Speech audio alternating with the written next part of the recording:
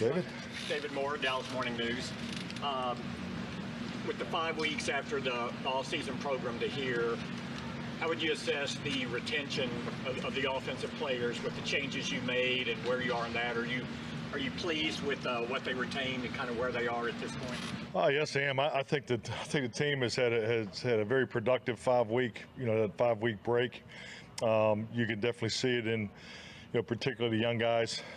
So, if you look at the missed assignments and the mental errors, it's just like anything.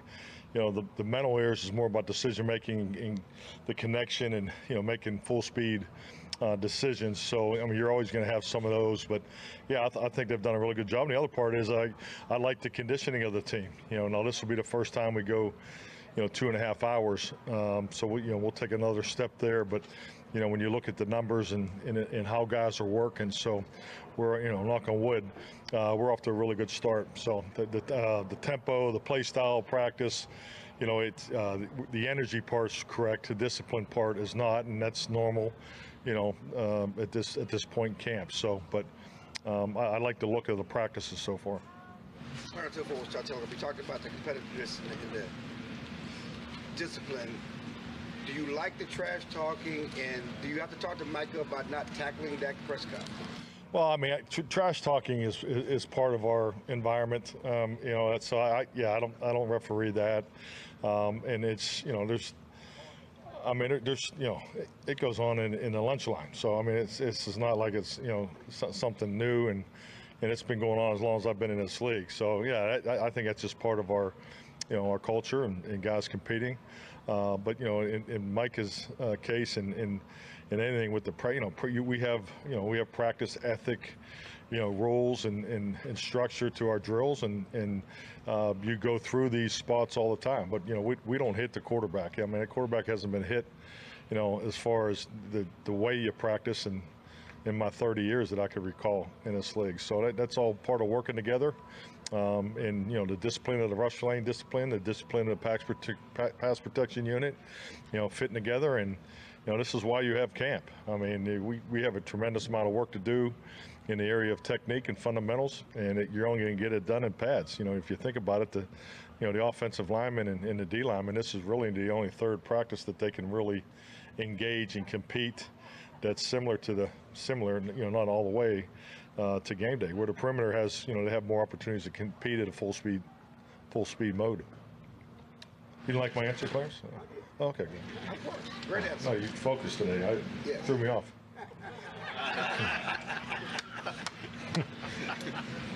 Mike, Todd Archer, the ESPN.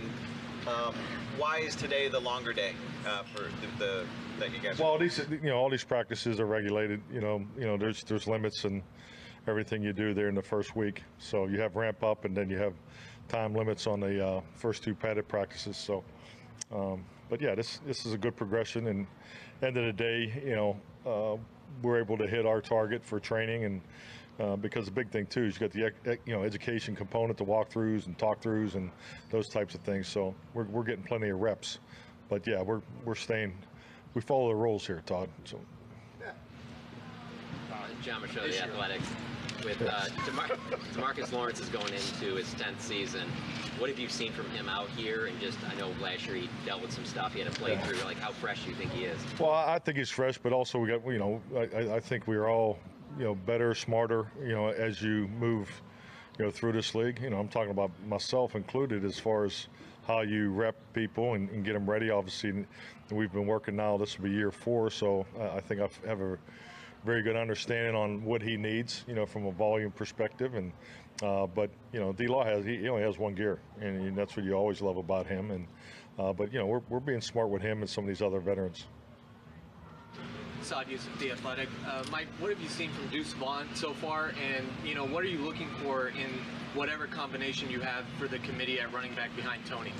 Well, I think in Deuce's case, I think the first impression is very smart, very instinctive and aware.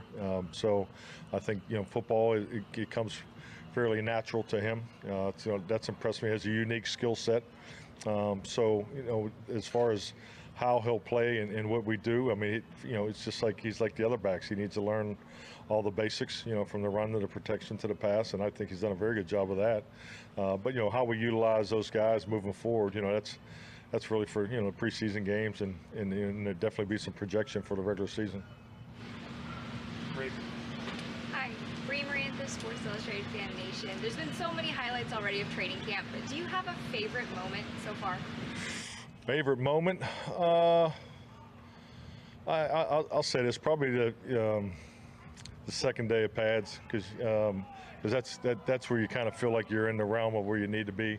I think so much is made out of the first day, so there's always some extra anxiety, wasted energy, false chatter, and things like that. And I think once they get used to their pads and they settle in, and everybody's more focused on what we're doing, and not as much about what the other guy's doing. I think that's really when you have the opportunity to grow in the fundamentals, techniques, and particularly the team periods, because we need the team periods. We need the padded team periods, and I think really once you get to that second padded practice, that's when you start moving down the road in the right direction.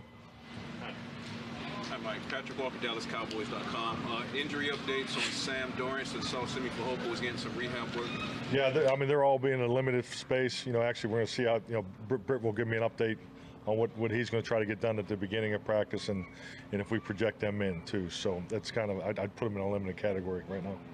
Got Snyder Dixon with the AP. I'm not looking for a Dak Aaron comparison here, but I'm just wondering, from your point of view, now that you're a little bit closer to building the offense with Dak, how do you compare building an offense with Dak to the days of building one with Aaron? Well, I think there's a lot of similarities. As far as you look at Dak's investment, obviously Aaron and Brett and Joe Montana, and I go back to that, they were able to play in the same system their whole career. And, I think I just heightened their greatness, the ability to have concepts over and over and over again, and just have clear understanding of the details, I remember in 2011 when Aaron won the MVP, and it was, the conversation we had after that was, your biggest challenge moving forward is going to be yourself, because you've mastered the offense, his complete understanding, and now how he grows with his perimeter teammates and all those connections, and because things change in this game from a personnel perspective. So when I look at Dak, I think he's entering that phase of his career where he has a complete understanding of the offense, but where he is today is because the changes we have made, he just needs reps in them. But I thought he crushed it, him and the quarterbacks, in the offseason of all the extra things that we put on their plate in the area of protection in the pass game. The run game is very similar to what it's been. So, there's, as far as conceptually and how we apply it mechanic-wise, so I feel good about him there. But, he just needs to continue to get these reps and so forth, because at the end of the day, the master of the offense is what gives us the best chance to be who we are, and I think he's... Scales, Cowboys Radio. Kicking them as much as we can. And I'm not, if I tell you what the mojo moment is today, I'd have to shoot you. So I don't want to do that. So we'll see. But it won't be today. I'll just give you that. So it won't be today. Yeah. Bill. Mike, Bill Jones, CBS Texas. DeMarcus Ware going into the Hall of Fame. How was it as an offensive play caller dealing with D. Ware? He's right over there, guys. Make sure, he's at Monday night, Tuesday morning protection meeting. He's just not only a great rusher, but his tenacity. Just he never quit. So yeah, he was definitely, just a few times I've had a chance to compete against him. I think the greatest compliment that you can give a rusher is if you apply chips and thumps and extra protection to him, and he definitely was on our list. Great player. Mike Jory, Epstein, Yahoo Sports. You talked about what has changed in this offense, and footwork seems to be a really big emphasis. Can you describe, I guess, what you're looking for from Dak for his footwork this year, and how that might be different than the way the offense was previously? Well, a big thing about footwork, and it's each and every year you're always trying to, because it never stays the same, because who you're thrown to doesn't usually all stay the same. In the old days, sometimes those guys were able to play 6, 7, 8 years together, and they're just because of the state of our league, the youth of our league, and is really just, it's the connection of the footwork and the routes. So it's one thing to say you're going to improve the quarterback's footwork, but it's the connection between the footwork and the routes, the progression of the routes. So, and I think our guys are doing a really good job. So it's more of a perimeter emphasis than just a quarterback emphasis. Bill Coates, 92.1 FM, Team Sports Radio in East Texas. Mike, speaking of future Hall of Famers, now that you've had Stephon Gilmore for a while, given his resume, what have you seen from him, not just on the field, but the intangibles too? Well, Hall of Fame resume, no doubt. But I think, clearly, you have the opportunity to compete against, these excellent veteran players across the field, and then once you have a chance to work with them. I mean, he's been everything we thought he would be, and then some. Man, super instinctive, and his understanding of splits and formations, route combinations. I'm top notch. I was always so impressed with him. I think the last time went against him was up there in New England in 18, and he played extremely well that night. So he's a great fit for us. I really love his professionalism. He's all about it as far as the extra things, internally, externally. So a great addition for us. Michael Gelkin, Dallas Morning News. Austin Richards, how have you seen him come along now that Patty's working the game? Yeah, I mean, I think he's like all the other guys. He just we need to get our cleats in the ground, get our second step in the ground, get our pads down. But I think the biggest thing you have to be impressed with is position flex for a young guy. So like everything about him, but he's just like all of our linemen. We need to work. Mike, we've asked you a lot this offseason about what percentage of change is the offense over what it was, but what percentage of change has it been from you with the offensive concept you came in here initially? I mean, how much of that is really kind of incorporated now from, what's taking place for the first 3 years? Well, the goal was, because at the end of the day, there's so much responsibility from the quarterback position is to build off of the concepts that were in place. Because, I just, and obviously going back to 2020, I just didn't think that was the best thing for Dak Prescott. So, and that's still the case. So, we still, went back, looked at every concept that he's had. Obviously, had some input once we were able to get together with him, and and just if we needed it, great. If we didn't, then we moved on. So, because I definitely, he's played a tremendous amount of football, and it was critical for us to build off that.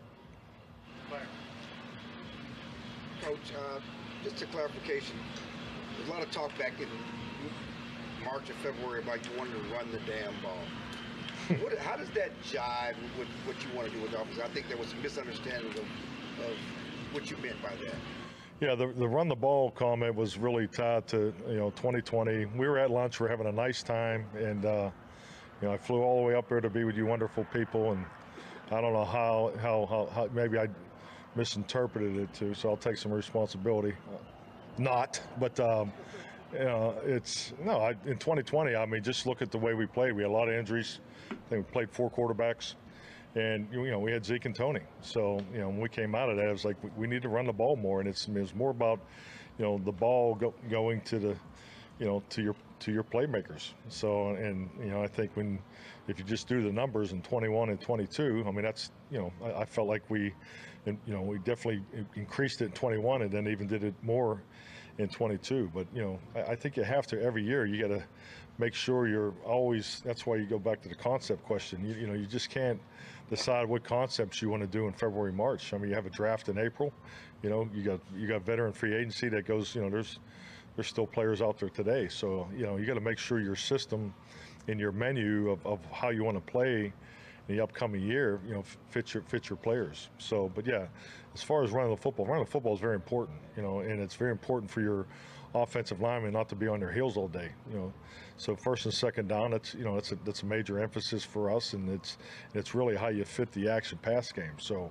I mean, statistics don't always tell the whole story, and I think that's where the run pass options come in, because as long as you still have that run blocking unit coming off the ball, there's benefits to that, because you have to wear down these defensive fronts in football. I mean, if you don't have 5 #1 picks on your defensive line, then you're behind the rest. So and these are the things we think about, and time of possession is something that'll be a focal point for me this year. We need to win that time of possession, because the more time we can obviously stay on the field, obviously you want to score points. That's always number one, but I think that'll just make our defense even stronger. So that's our viewpoint. That's really, the comment was really referring to 2020. Coach Arnold Kane, WFA-TV, piggybacking on Christie's question about the kickers, can you just comment on the fact that it is still a wide open position? Oh, yeah. and specifically on Brandon Aubrey's journey to get you? Yeah, great story, obviously, and has an extremely live leg.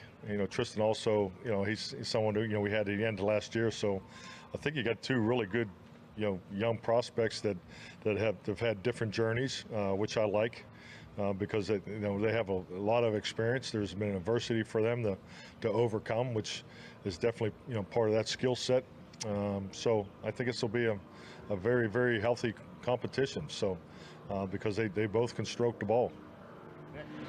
Nick Harris, Dallas Cowboys.com. Coach, how encouraged have you been by Devontae Turpin from an offensive perspective?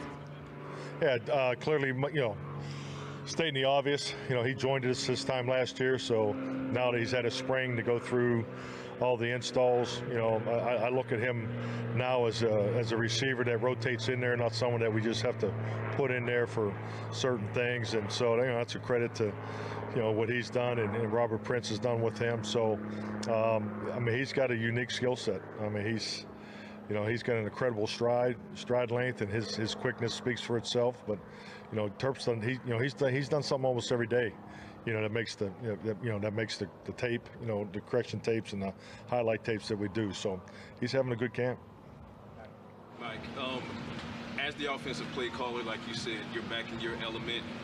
Super competitive guy. Dan Quinn, the same Dan Quinn, also said that you're having a lot more fun, and he said in minicamp that he was looking forward to getting out here in training camp so you guys can play that chess match.